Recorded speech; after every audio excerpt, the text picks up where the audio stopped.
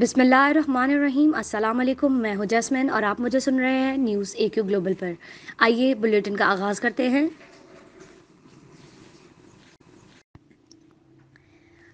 امریکہ کے نمائندہ خصوصی برائے افغانستان زلمے خلیل زاد افغان امن عمل سے متعلق بات چیت کے لیے افغانستان اور قطر کا دورہ کریں گے۔ امریکی محکمہ خارجہ کے مطابق زلمے خلیل زاد وفد کے ہمراہ دیگر علاقائی ملکوں کا بھی دورہ کریں گے۔ زلمے خلیل زاد طالبان نمائندوں اور افغان حکام سے بات چیت دوبارہ شروع کرنے کے لیے افغانستان اور قطر کا دورہ کریں گے، جبکہ زلمے خلیل زاد کی ٹیم دیگر علاقائی دارالحکومتوں کا بھی دورہ کرے گی۔ امریکی محکمہ خارجہ کے مطابق دورے کا مقصد افغان تنازع کا منصفانہ، پائیدار سیاسی تصفیہ، مستقل اور جامع جنگ بندی کی طرف کام کرنا ہے۔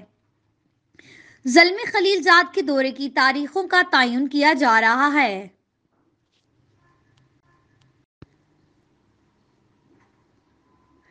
وفاقی وزیر اطلاعات و نشریات سینیٹر شبلی فراز نے کہا ہے کہ سپریم کورٹ اور الیکشن کمیشن کے ہر فیصلے کو قبول کرتے ہیں۔ سپریم کورٹ نے کہا ہے کہ ووٹ دائمی طور پر سیکرٹ نہیں رہ سکتا۔ یہ حکومت کی بڑی کامیابی ہے۔ سپریم کورٹ کا فیصلہ وزیر اعظم عمران خان کی سوچ کے تائید ہے۔ الیکشن کمیشن نے یہ یقینی بنایا ہے کہ الیکشن شفافیت کے ساتھ ہوں۔ وزیر اعظم عمران خان بھی یہی چاہتے ہیں کہ الیکشن شفاف طریقے سے ہوں۔ سینیٹ الیکشن میں شفافیت کے لیے ٹیکنالوجی کا استعمال کیا جانا چاہیے۔ نجی ٹی وی چینل کے پروگرام میں گفتگو کرتے ہوئے سینیٹر شبلی فراز نے کہا ہے کہ اپوزیشن کی دو بڑی جماعتوں مسلم لیگ نون اور پیپلز پارٹی نے میثاق جمہوریت میں اس بات پر اتفاق کیا تھا کہ senate election show of hands کے ذریعے ہونا چاہیے، لیکن حسب روایت انہوں نے اپنے ہی مطالبے کی نفی کی۔ انہوں نے کہا ہے کہ آج اپوزیشن یہ سمجھ رہی ہے کہ ان کے موقف کی تائید ہوئی ہے، لیکن در حقیقت سپریم کورٹ نے کہا ہے کہ ووٹ دائمی طور پر خفیہ نہیں رہ سکتا۔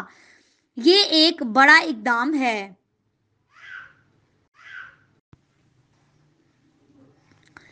سینیٹ انتخابات: حکومت اور اپوزیشن میں سینیٹ کی نشستوں پر بلا مقابلہ انتخاب کے لیے اتفاق نہ ہو سکا۔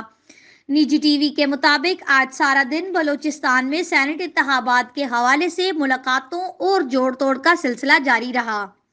حکمران جماعتیں اور اپوزیشن دونوں کی جانب سے سر توڑ کوشش جاری ہے۔ چیئرمین سینیٹ صادق سنجرانی نے انتخابات میں فرنٹ مین کا کردار ادا کرتے ہوئے کوئٹہ میں ڈیرے جمائے ہوئے ہیں۔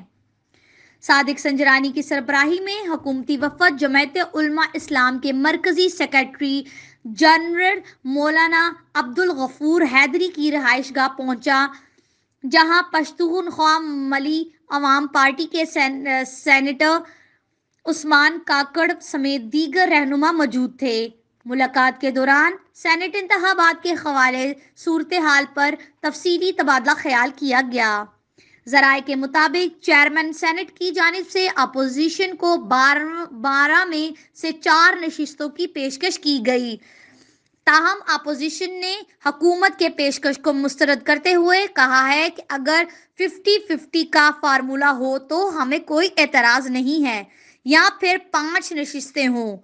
اپوزیشن نے کہا ہے کہ حکومت نے اگر اپوزیشن کی پیشکش کو نہ مانا تو نقصان حکومت کا ہوگا۔ یونائیٹڈ بینک لمیٹڈ (UBL) نے گزشتہ 2020 میں 34 بلین روپے سے زائد منافع کمایا، جبکہ 20.9 بلین روپے مالی سال 2020 کے اختتام تک ٹیکس جمع کرایا، جو کہ 2019 کے مقابلے میں 9% زیادہ ہے۔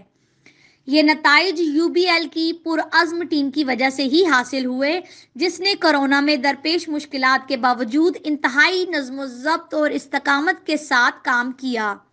اعلامیے کے مطابق بینک نے حساس یافتگان کو ادائیگیاں برقرار رکھیں اور سال 2020 کے لیے 14.7 بلین روپے کے منافع کا اعلان کیا۔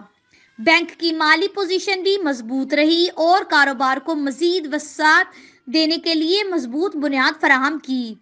کیپٹل ایڈوکیسی تناسب CAR 31 دسمبر 2020 کو 24.4% تھا، جو کہ کم سے کم ریگولیٹری تقاضوں کے مقابلے میں 11.9% سے زیادہ ہے۔